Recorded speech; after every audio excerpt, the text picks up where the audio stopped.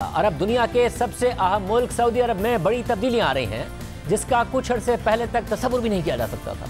Musical concerts हो रहे हैं, फैशन शोज हो रहे हैं, आलमी खेलों के मुकाबले हो रहे हैं, सिनेमा हॉल खुल गए हैं, फिल्मों की नुमाइश हो रही है, खवातीन को गाड़ी चलाने की इजाज़त मिल गई है। और ये सब इकदाम एक बहुत बड़ी तब्दीली है, क्योंकि न सिर्फ सऊदी अरब दुनिया का सबसे बड़ा ऑयल एक्सपोर्टर है, बल्कि एक क़दामत पसंद मुल्क समझा जाता है, जिसका पूरी दुनिया के मुसलमानों, खासतौर पर अरब ममालिक पर गहरा असर है। ये ममालिक सऊदी अरब की पॉलिसी के ज़ेर असर समझे जाते हैं। इससे सवाल उठ रहा है कि क्या सऊदी अरब की पॉलिसी में तब्दीली इन तमाम मुस्लिम ममालिक पर असरअंदाज हो सकती है, जैसा कि माजी में होता रहा है। मगर एक और सवाल उठ रहा है, और वो ये कि क्या पूरा सऊदी मुआशरा खुद इन तमाम तर तब्दीलियों को कबूल करेगा। गुज़िश्ता जुमे को सऊदी अरब के दारुल हुकूमत रियाज में बॉलीवुड स्टार सलमान खान का कॉन्सर्ट हुआ। उन्होंने शिल्पा शेट्टी समेत दीगर बॉलीवुड स्टार्स के साथ परफॉर्म किया, और इस कॉन्सर्ट में 80,000 से ज़ायद अफराद ने शिरकत की। सलमान खान को किसी आम सऊदी शहरी ने नहीं, बल्कि खुद सऊदी वली अहद मोहम्मद बिन सलमान ने दावत दी थी। इससे पहले 6 दिसंबर को मारूफ गुलकार जस्टिन बीबर ने भी सऊदी अरब में कॉन्सर्ट किया था, जिसमें 70,000 अफराद शरीक हुए। म्यूजिक इवेंट्स में हज़ारों की तादाद में सऊदी शहरी शरीक हो रहे हैं। इसके अलावा सऊदी अरब में रेड सी इंटरनेशनल फिल्म फेस्टिवल भी जारी है। यह फेस्टिवल पहली दफ़ा 2019 में सऊदी अरब में हुआ, और अब इस साल जद्दा शहर में 6 दिसंबर से 15 दिसंबर तक जारी रहेगा, और इसमें 67 ममालिक की 138 फिल्म की स्क्रीनिंग होगी। इससे पहले सितंबर में जद्दा में ही फैशन शो भी हो चुका है। साथ ही रवा माह सऊदी अरब में पहली बार फार्मूला 1 कार रेसिंग का इवेंट भी हुआ। दुनिया भर से रेसर्स शरीक हुए। इससे पहले सऊदी अरब में रेसलिंग के मुकाबले भी हो चुके हैं, मगर 2 म्यूजिकल इवेंट्स और कॉन्सर्ट्स, फिल्म फेस्टिवल और कार रेसिंग के इवेंट्स गुज़िश्ता 13 दिनों में हुए हैं, जिसे बहुत बड़ी तब्दीली करार दिया जा रहा है। सऊदी अरब में जिद्दत पसंदी के हामियों का कहना है कि यह सब कुछ सऊदी वली अहद मोहम्मद बिन सलमान की उन कोशिशों का हिस्सा है, जिसके तहत वो सऊदी मईशत का तेल पर इन्हिसार कम करना चाहते हैं। और वो चाहते हैं कि विजन 2030 तक अगले 8 साल में सऊदी अरब को मुआशी और तिजारती मरकज़ बना दिया जाए। और इस तरह के इवेंट्स मुनक़िद करके सऊदी हुकूमत ये पैगाम देना चाह रही है कि वो मॉडर्निज़म की तरफ बढ़ रही है। मगर नाक़दीन का कहना है कि सऊदी वली अहद मोहम्मद बिन सलमान इस तरह के इवेंट्स के ज़रिए सऊदी अरब में इंसानी हुकूक़ की खिलाफ वर्जियों से तवज्जो हटाना चाहते हैं, और सहाफ़ी जमाल खशोगी के कत्ल के बाद मुतासर होने वाली सऊदी हुकूमत की साख को बेहतर बनाना चाहते हैं। इसीलिए आलमी इंसानी हुकूक़ के इदारों ने जस्टिन बीबर समेत उन तमाम इवेंट्स में शिरकत करने वाले स्टार्स पर दबाव डाला था कि वो इन इवेंट्स का बॉयकॉट करें। मगर अब तक तमाम इवेंट्स कामयाबी से मुनक़िद हो रहे हैं। एक तरफ जहां सऊदी अरब में ये सब हो रहा है, तो दूसरी तरफ गुज़िश्ता हफ्ते ही सऊदी हुकूमत ने एक और बड़ा फैसला किया, और तबलीगी जमात को मुआशरे के लिए ख़तरनाक करार देते हुए उस पर पाबंदी आयद कर दी। और सऊदी अरब की वज़ारत मज़हबी उमूर के ट्वीट के मुताबिक जुमे की नमाज के खुतबे में तबलीगी जमात के ख़तरात से मुताल्लिक बयान किया जाए। एक तरफ सऊदी वली अहद मोहम्मद बिन सलमान इक़्तिदार पर अपनी गिरफ्त मजबूत कर रहे हैं, अपने तमाम मुमकिन सियासी मुखालफिन को रास्ते से हटा चुके हैं। इन तब्दीलियों पर मजीद बात करेंगे। हमारे साथ मौजूद हैं मशरिक़ी वस्ता उमूर के माहिर कामरान बुखारी साहब। कामरान बुखारी साहब, बहुत शुक्रिया। सब ज़ाहिर है ये सारी तब्दीलियाँ हो रही हैं, आप बड़ी गहरी नज़र रखते हैं, लिखते हैं मशरिक़ी वस्ता पर, सऊदी जो मुआशरा है इसके हवाले से आप लिख चुके हैं।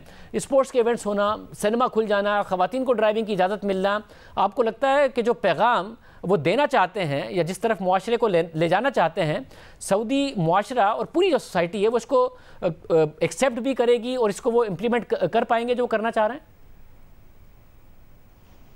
जी, बहुत अहम सवाल है, क्योंकि देखें ये मोहम्मद बिन सलमान से पहले एक तवील तारीख है सऊदी अरब की, जो कि 18वीं सदी के वुस्त तक जाती है। 1744-45 में जब पहला सऊदी स्टेट जो है वो क़याम में आया था, उस वक़्त से लेके, यानी मोहम्मद बिन अब्दुल वहाब जो बानी हैं सलफ़िज़म वहाबिज़म के, उनके ज़माने से लेके जब तक मोहम्मद बिन सलमान नहीं आए 2015-17 के अंदर, तो एक तवील दास्तान है, एक तवील कहानी है, जिसमें सऊदी अरब जो है वो एक क्लोज सोसाइटी है, कंजर्वेटिव सोसाइटी है, रिलीजियसली, सोशली।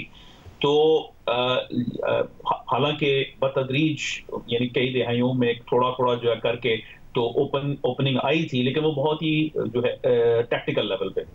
अब जो स्ट्रेटेजिक लेवल के ऊपर जो मोहम्मद बिन सलमान जो काम कर रहे हैं, ये नया है। इस वक्त मालूम ऐसे होता है कि इनको पजीराई बहुत मिल रही है अवाम के बेशतर हिस्से से। मैं खवातीन की बात कर रहा हूँ, जो कि जो है ऑलमोस्ट 50% हैं आबादी की, और जो नौजवान नस्ल है कि जो बिल्कुल अक्सरियत में है।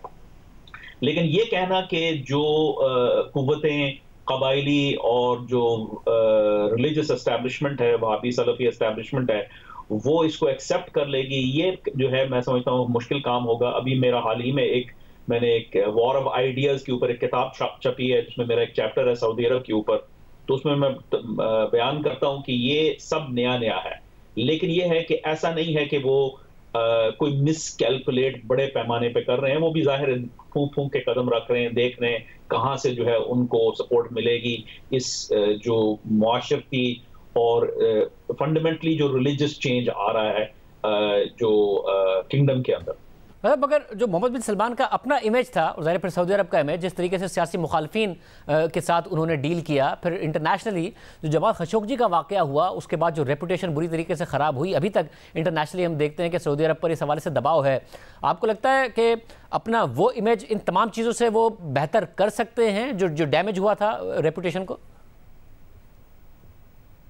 जी, ये भी बहुत ही अहम नुक्ता आपने उठाया। इसमें ज़ाहिर है ये इन सारी चीज़ों के पीछे कुछ तो डोमेस्टिक पॉलिटिकल इकोनॉमी को बेहतर करना है, और ज़ाहिर है वो अपने आप को देखते हैं, अब उनकी उम्र जो है कोई 35 साल के लगभग है, तो वो देखते हैं कि वो कई दिहाइयों तक जो है इस मुल्क के जो है के बादशाह बनकर रहेंगे, तो इनको हुकूमत करनी है। कैसे हुकूमत करेंगे? तेल की वो कीमत नहीं रही या उसकी वो वक़्त नहीं रही, जो हालात बदल रहे हैं, और इकोनॉमी को जो है डाइवर्सिफाई करना, तो उस वजह से मुआशरे के अंदर तब्दीलियां लाना ज़रूरी है। लेकिन साथ ही साथ उनको ये जो जमाल खशोगी का जो वाक़या हुआ था अफसोसनाक, जो अक्टूबर 2018 में उनका कत्ल हुआ था टर्की के अंदर जो सऊदी कौंसलेट है इस्तांबुल में, तो वो उस सिचुएशन को भी काउंटर करने में ये सारी चीज़ें इंटरनेशनल लेवल पे उनको मुआवनत कर सकती हैं कि भाई लोग ये उनका ये हदफ है कि वो कहते हैं हाँ ठीक है, हम हमारे रियासत से हमसे जो है ये कत्ल हो गया, लेकिन ये है कि देखें कि हम और क्या जो है पॉजिटिव चीजें कर रहे हैं। सिर्फ जमाल खशोगी का जो कत्ल है उसके जाविये से हमारी हुकूमत को, हमारी रियासत को, और बिलखसूस मोहम्मद बिन सलमान को, जिनके बारे में बहुत नेगेटिव प्रेस आई है गुज़श्ता 2-3 सालों में, तो वो चाहेंगे कि उसका जो है वो उसकी नफी हो सके।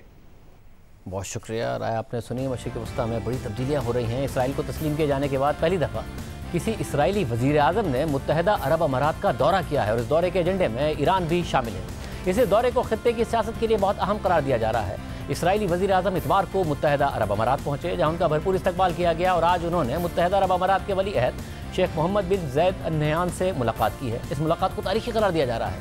1 साल पहले मुत्तहदा अरब अमारात और इसराइल में सिफारती ताल्लुकात बहाल हुए थे। फिर रवा साल जून में इसराइली वज़ीर ख़ारजा ने मुत्तहदा अरब अमारात का दौरा किया। अबू धाबी में एम्बेसी और दुबई में कौंसलेट का इफ्तिताह किया गया। फिर उसके बाद अब दिसंबर में इसराइली वज़ीर आज़म ने मुत्तहदा अरब अमारात का दौरा किया है। मुत्तहदा अरब अमारात में इसराइली सफ़ीर ने कहा कि इसराइली वज़ीर आज़म और वली अहद की मुलाकात के एजेंडे में ईरान का मामला भी शामिल था। इसराइली मीडिया दौरे को तिजारती और मुआशी लिहाज से अहम करार दे रहा है। गुज़िश्ता साल अगस्त में मुत्तहदा अरब अमारात ने इसराइल के साथ सिफारती ताल्लुकात बहाल किए।